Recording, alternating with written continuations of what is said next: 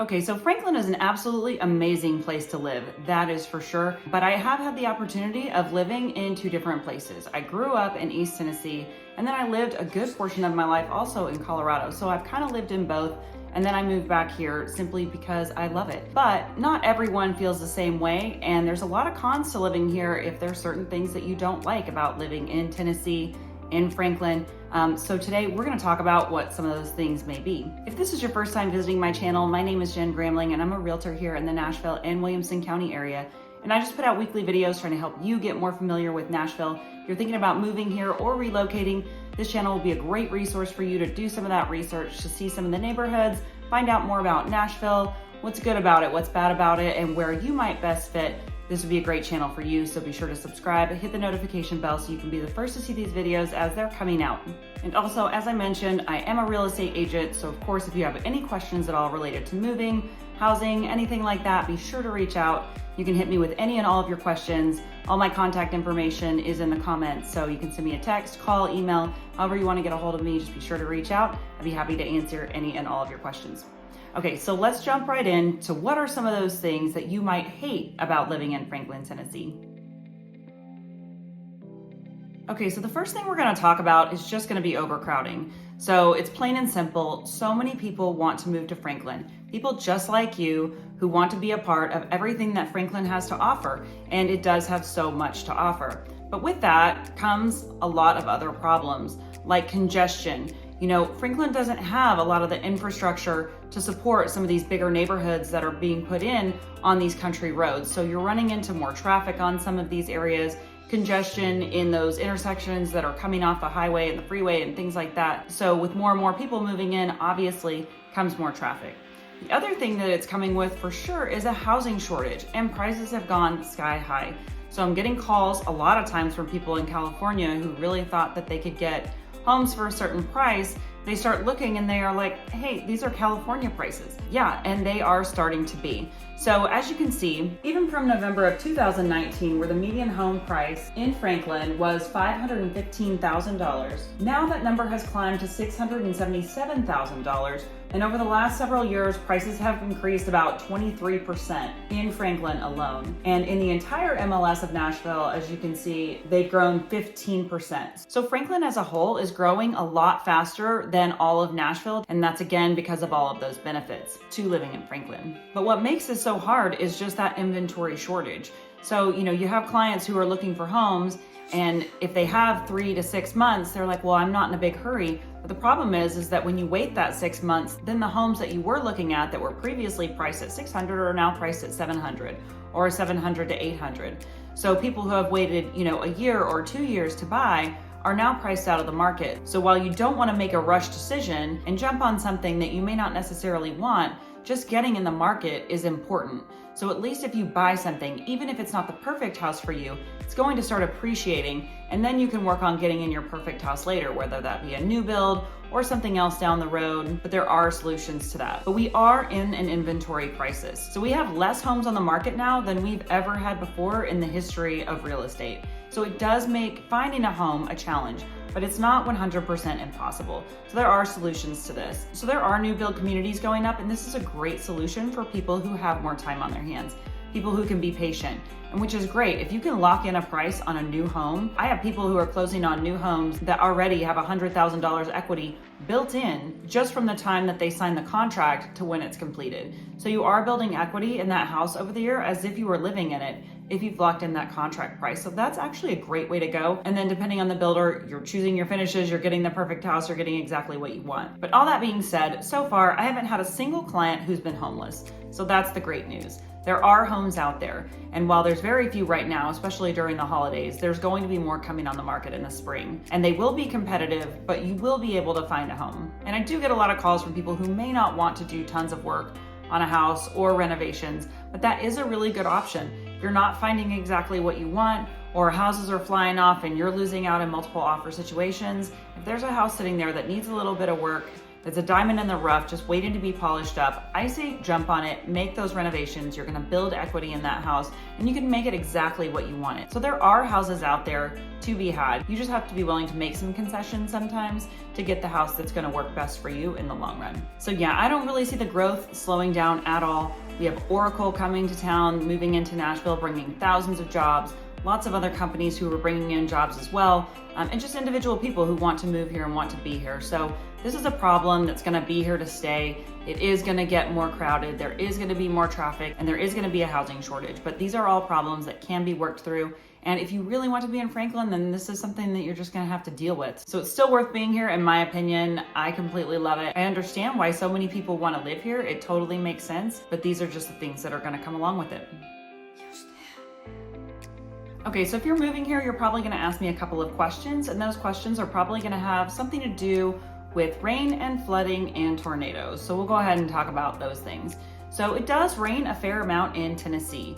No question about it. I actually love it. I love those gray, rainy days, but we do really have some beautiful sunny weather as well. If you look at the US average rainfall and you look at the rankings, Tennessee actually comes in 5th in the nation for its amount of rainfall, which I actually found to be kind of surprising. So first is Louisiana. We come in just behind Florida, which I find to be amazing because I would have guessed that Florida actually had a lot more rain than us, but I guess not. So it does rain here quite a bit, and flooding can be an issue, but just in some areas. So that's actually really easy to avoid. So if we're looking for a house for you, it's really quick. You look at FEMA flood maps, it can tell you down to the lot how likely it is to flood. So you'll just want to stay out of those flood zones. And all of that is available to me through the MLS or to you on FEMA. You just go on there, check it out, see if it's in a flood zone, see if it's even close to a flood zone. And I know there are people who are very nervous to be in some kind of flood zone or flood area, so you just want to stay as far away from those areas as possible. And that's pretty easy to do thanks to FEMA. And now as far as tornadoes go, I was really surprised when I got this question really frequently actually. I never really thought of Tennessee as a tornado state. Having grown up here, it wasn't really something that I worried about. It wasn't something that I thought about. So if you look at the map put out by weather.com, you can take a look at some of these states and where they fall, how many tornadoes they have per year. So they took a 20-year annual average for every single state, and they came up with these numbers, which showed Tennessee as having 26 tornadoes per year. If you look at Colorado, it has 53, which explains why I remember so many more tornadoes in Colorado than in Tennessee, because they have about twice as many. But that can't even compare. If you take a look at Texas, 155 tornadoes per year, and Oklahoma with 96 tornadoes per year. That's just an insane amount of tornadoes. So we did just recently have some tornado activity here, and obviously, as you know, a very devastating one that hit in Kentucky. That was really just terrible. So tornadoes are a very real thing, and I know many of my clients are actually pretty scared of tornadoes and storms in general. It can be a very scary thing, and you have to watch out for things. When you have storms with high winds and you have large trees that overhang your house with big branches that could get knocked down, those are definitely things to think about, and they're things to think about when you're buying a house as well. So those things can cause damage to your house, and those storms can be scary if you're not used to them. So you'll want to make sure that you know where to go for those storms too. So if you have an interior closet with no windows, this is going to be a great place to go, maybe under the stairs. That's a great place to hang out while the storm passes. But so they do happen here in Tennessee. You will see some storms and stuff rolling through, but nothing that you can't deal with. Just have a plan on where you're going to go and how you're going to handle it, and you'll be fine. Okay, so the other question you're all thinking, is it too humid for me?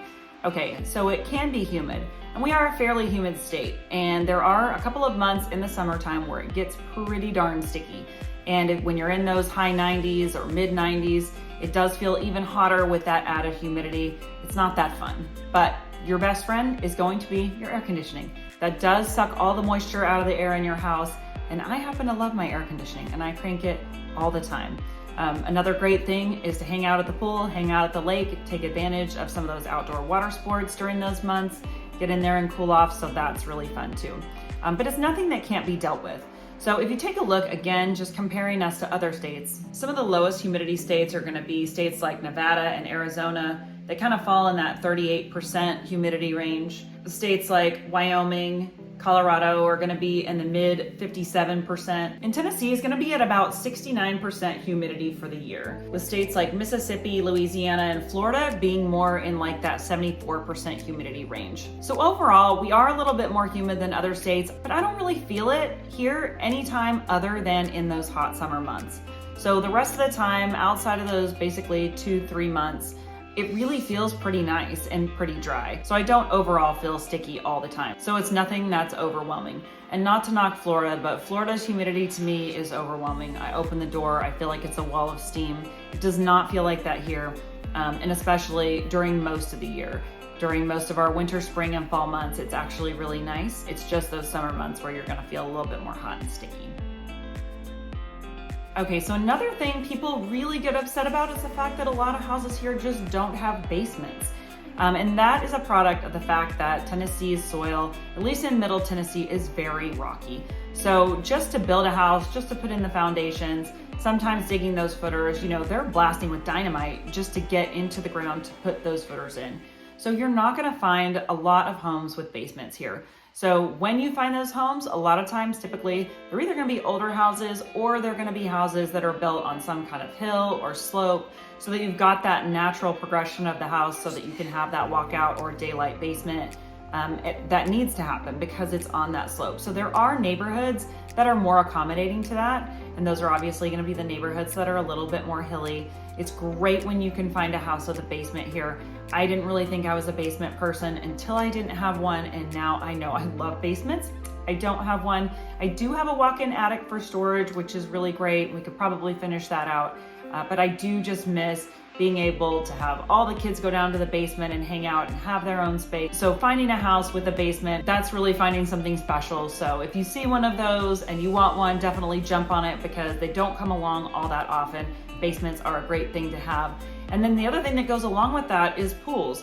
So I'm sure everyone here would love to have a pool, but again, you get into that blasting and digging. So it's not always an issue, but sometimes if you go to put in a pool and they start to dig, they might hit rock. And if they do, it can get pretty expensive to dig out your pool. And I think people find that just as they get into the process, sometimes they're digging out that pool, it can get more expensive. That's not always the case, but definitely if you're thinking about putting in a pool, you'll want to talk to them about pricing and what that's going to look like as far as that build process is concerned. But so if you're wondering why there's not that many basements and maybe not as many pools as you might like, that is why we have that really rocky soil that does prevent some of those things from happening here. But again, those things not impossible.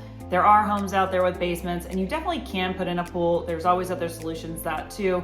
Get a house on a hill and put in an infinity pool, or just pay the extra price and dig through that rock. Having a pool is a super fun thing. So for me, it would definitely be worth the cost of putting in that pool just to have one, even digging through the rock. Okay, so the last thing that I know that's on your mind that everyone asks me is, what about the bugs? So yes, we do have bugs here in Nashville. We have more bugs in Tennessee than maybe in some other states. Again, we're not gonna have the big giant palmetto bugs like you'll have in Alabama or in Florida, which is great as far as I'm concerned, because I'm not sure I could actually deal with that. But the best thing that you can do is just have your bug person come and spray once a quarter, 90 bucks a quarter, take care of that, and you won't really see them in your home. The kinds of bugs, some of the bugs that we do have here, what I've noticed is we have seasons with certain types of bugs. So we have a season of these Japanese beetles. They look like ladybugs. I'm not sure if they're actually not ladybugs, but they sure do look like them. So you'll see those out at a certain point in the year. You'll see lots of them. They gather more on like sunny porches and things, but they come and go pretty quickly, and they're ladybugs or Japanese beetles, whatever they are. So they're pretty harmless. But if you don't like bugs like me, you won't even like those. So definitely get yourself a screened-in porch. There's also a season of stink bugs. If you've never seen a stink bug, to me, they look like little armored robots. So you'll see a season where those little guys are everywhere. And somehow they get into things, and I don't know how. So I just suck them up with my vacuum. They don't move very fast. I suck them up with my vacuum. I toss them back outside and we're good to go. So, but there is a season where you have those. So just be aware of the stink bugs. You will see them places. If you get too freaked out by them, don't drive with the top off your Jeep and have them crawling on you while you're driving. That can be very dangerous. And the other thing too is that we do have brown recluses. I love to see my clients' faces when my inspector tells them that there are brown recluses everywhere. These honestly are not really spiders to be afraid of. They are recluses. That's why they are called recluses. They hide in dark, dank corners where they don't want to be found and they don't want to find you. So you really don't have to worry about them, but they do exist here. So they like cardboard boxes. They like to be in the dark back corner. So I probably wouldn't stick my hand into a cardboard box in my attic in the back corner without looking in it first, but I wouldn't do that anyway. Again, because I'm terrified of bugs. But what you can do, the best thing that you can do, because sprays don't kill brown recluses, is to put out sticky traps. So if you put out sticky traps in your attic, you put them out in your garage, they will catch those. So if you really are afraid of them, put out those sticky traps. But again, this is something that your exterminator can answer for you and help you out with. But again, really, since I've lived here, I haven't seen one brown recluse. I know that they exist. I know that they're somewhere, but they don't bother me and I don't bother them. So best advice, get a good exterminator. You won't have a bug problem in your house. You leave them alone, they'll leave you alone. So that's kind of it in a nutshell. Those are the worst things about living in Franklin. And if you can deal with those things, then you're probably gonna love living here. For me, the positives far outweigh the negatives of anything you could bring up about living in Franklin. So do your research, think about the positives, think about the negatives, decide if it's worth it for you to move here. But it is a pretty fantastic place to live, even despite these small little things that might deter some people. So again, my name is Jen Gramling. I'm a realtor here in the Nashville and Williamson County area. So if you're thinking about moving here, if you're thinking about relocating, be sure to reach out to me. You can send me an email, give me a call, reach out to me, text, however you want to get a hold of me. I'd be happy to answer any and all of your moving questions or just anything in relation to Nashville, Franklin, Williamson County. So be sure to reach out. And if you have any requests at all for videos that I have not made, be sure to drop them in the comments so that we can go ahead and make those for you as well. Thanks so much, and I'll see you on the next video.